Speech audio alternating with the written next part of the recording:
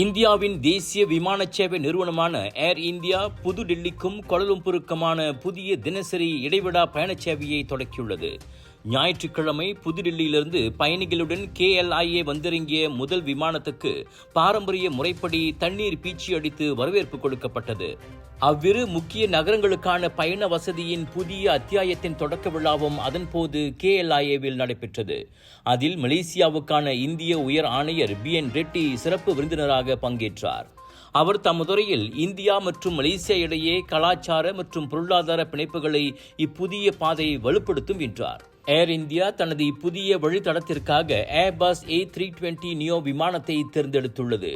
புதுடில்லி Kuala Lumpur சந்தைக்கான இந்த விரிவாக்கம் நேரடி விமானங்களுக்கு அதிகரித்து வரும் தேவையை பூர்த்தி செய்வதற்கான ஒரு வியூக நடவடிக்கையாகும். இது பயண நேரத்தை குறைப்பதோடு ஒட்டுமொத்த பயணிகளின் அனுபவத்தையும் மேம்படுத்தும். இப்புதிய பயணச் சேவை போட்டித்தன்மை மிக்க விலையை வழங்குவதோடு மலேசிய பயணிகளை ஏர் இந்தியாவின் விரிவான கட்டமைப்புடன் இணைக்கிறது. தவிர சுற்றுலா மற்றும் வணிக பரிமாற்றங்களை மேம்படுத்துவதற்கும் வழிவகுப்பதாக ஆஸ்கார் டிராவல் பயண நிறுவனத்தின் இயக்குனர் ND செங்கியா தெரிவித்தார்.